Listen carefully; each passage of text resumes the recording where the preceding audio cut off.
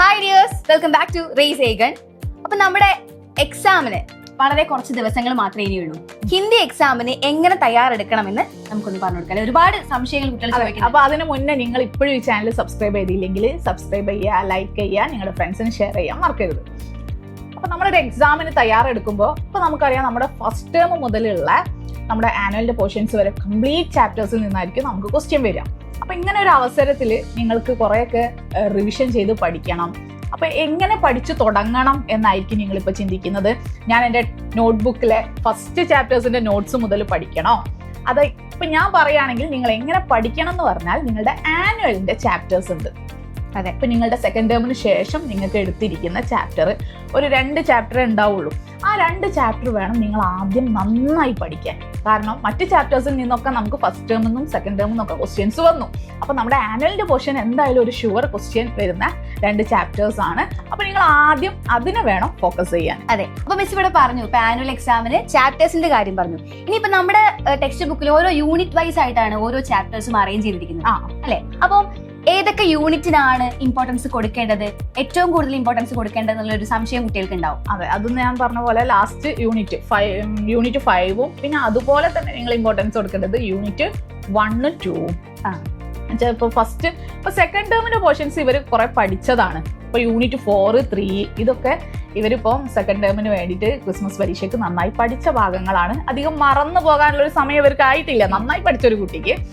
പിന്നെ നിങ്ങൾക്ക് കുറച്ചുകൂടി നന്നായി റിവിഷൻ ചെയ്യേണ്ട ഒരു ഭാഗം എന്ന് പറയുന്നത് യൂണിറ്റ് 1ഉം 2ഉം ഇതിനോടൊപ്പം നന്നായിട്ട് യൂണിറ്റ് 5 ഒട്ടും തന്നെ കുറയ്ക്കരുത്. യൂണിറ്റ് 5 നന്നായി പഠിക്കുക, അതിനോടൊപ്പം യൂണിറ്റ് 1, 2 നന്നായിട്ട് റിവൈസ് ചെയ്യാം. അപ്പൊ മിസ് ഇവിടെ പറഞ്ഞു യൂണിറ്റ് 5നാണ് ഏറ്റവും കൂടുതൽ ഇമ്പോർട്ടൻസ് കൊടുക്കേണ്ടതെന്ന്. അപ്പൊ നമുക്കറിയാം എന്തായാലും നമ്മൾ ടെക്സ്റ്റ് ബുക്ക് കംപ്ലീറ്റ് പഠിക്കും. അപ്പൊ അതിലുപരിയായിട്ട് നമുക്ക് ഒരു ക്വസ്റ്റ്യൻ പേപ്പറിൽ ഒരുപാട് ചോദ്യങ്ങൾ വേറെ എക്സ്ട്രാ ആയിട്ട് കാണാറുണ്ട്.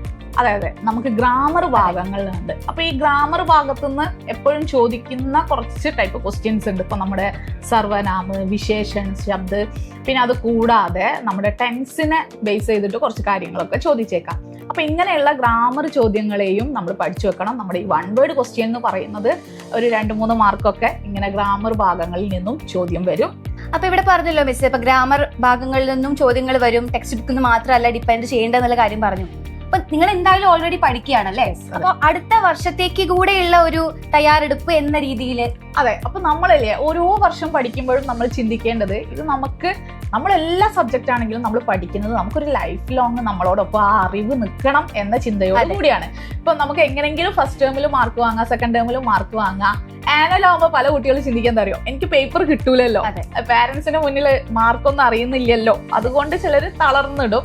പിന്നെ പലരും പരീക്ഷയിൽ തോൽപ്പിക്കുന്ന ഒരു സമയത്ത് തോൽക്കല്ലോ എന്ന് കരുതിയിട്ട് പണ്ടൊക്കെ എല്ലാവരും ഏറ്റവും കൂടുതൽ നന്നായി പഠിച്ചിരുന്നത് ആനുവലിനായിരുന്നു.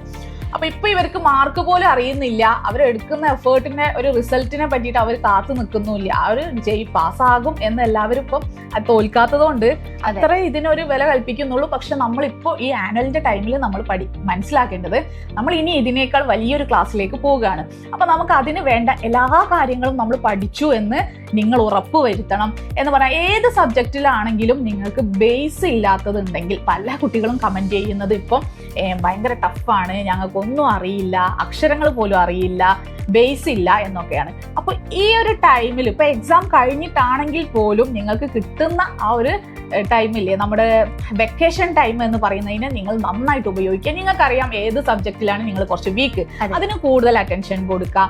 പിന്നെ ഇനി ലാംഗ്വേജിന്റെ കാര്യം പറയുകയാണെങ്കിൽ നിങ്ങൾക്ക് വായിക്കാനുള്ള ആ കഴിവ്, പിന്നെ അക്ഷരങ്ങൾ പഠിക്കുക. അക്ഷരങ്ങൾ പെർഫെക്റ്റ് ആയിട്ട് നിങ്ങൾക്ക് അറിയുന്നുണ്ടെങ്കിൽ, ചിഹ്നങ്ങളും അറിയുന്നുണ്ടെങ്കിൽ വായനയിൽ ഒരു കുറവ് വരൂല. അതെ, വായിക്കാൻ പറ്റാത്ത പ്രശ്നം അതാണ്. എല്ലാവരും വായിക്കാൻ അറിയില്ല മിസ്, അല്ലെങ്കിൽ സ്വന്തമായിട്ട് എഴുതാൻ അറിയില്ല എന്ന് പറയുമ്പോൾ നിങ്ങൾ മനസ്സിലാക്കേണ്ടത് ആ ബേസ് ലെവൽ നിങ്ങൾക്ക് ഇല്ല എന്ന കാര്യമാണ്. അതില്ലാത്തത് കൊണ്ടാണ് വായിക്കാൻ പറ്റാത്തത്.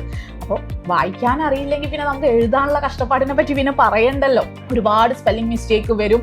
പിന്നെ അത് കൂടാതെ ഇനി ഇതിനെ എങ്ങനെ ശരിപ്പെടുത്താം എന്നാണ് ഞാൻ കുട്ടികൾക്ക് അറിയേണ്ടത്.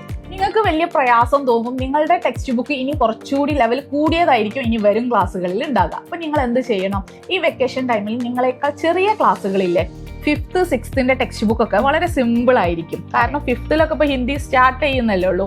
അപ്പൊ അതിൽ ഓരോ ചെറിയ ചെറിയ വാക്കുകളും സെന്റൻസുകളൊക്കെ വളരെ ചെറുതായിരിക്കും. അപ്പൊ അങ്ങനെയുള്ള കവിതകൾ നന്നായിട്ട് വായിച്ചു നോക്കാം. കവിത, കഹാനിയൊക്കെ ഉണ്ടല്ലോ, അതിന്റെ ഒക്കെ അർത്ഥം എത്രത്തോളം മനസ്സിലാകുന്നു എന്ന് സ്വയം വിലയിരുത്താം. പിന്നെ ടെക്സ്റ്റ് ബുക്കിൽ അതിന്റെ അർത്ഥങ്ങൾ നൽകിയിട്ടുണ്ടാകും. അപ്പൊ കൂടുതൽ വാക്കുകളുടെ അർത്ഥങ്ങൾ പഠിക്കുക. ഇങ്ങനെയുള്ള ചെറിയ സെന്റൻസുകൾ സ്വയം ഒന്ന് എഴുതി നോക്കുക. ഇപ്പോൾ ഒരു സെന്റൻസിൽ ഇപ്പോൾ യഹ് ലഡ്കാ ഹെ എന്നാണെങ്കിൽ അതിന്റെ മറ്റൊരു വേർഡ് എഴുതി നോക്കാം.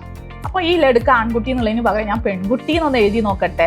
അപ്പൊ യഹ് ലഡ്കി ഹേ എന്ന് എഴുതാം. ഇനി അതല്ലെങ്കിൽ വഹ് പേഡ് ഹേ, വഹ് ഗർ ഹേ, അതിനെ മേരാ ഗർ ഹേ, ഇങ്ങനെയൊക്കെ ഒന്ന് മാറ്റിയും ചെറിയ ചെറിയ സെന്റൻസുകളൊക്കെ ഒന്ന് എഴുതി പ്രാക്ടീസ് ചെയ്യുക. അതൊക്കെ നിങ്ങൾക്ക് വരും ക്ലാസ്സുകളിൽ ഒരുപാട് ഉപകാരപ്പെടുന്നതാണ്. അപ്പൊ നമ്മുടെ എല്ലാ പഠനവും നമുക്ക് ഈ ഒരു മാർക്കിന് വേണ്ടി മാത്രമല്ല, തുടർന്നും നമ്മുടെ ക്ലാസ്സുകളിൽ നമ്മളെ സഹായിക്കുന്നതാണ്. എക്സാമുകളൊക്കെ ഇനിയും കിടക്കാണ്.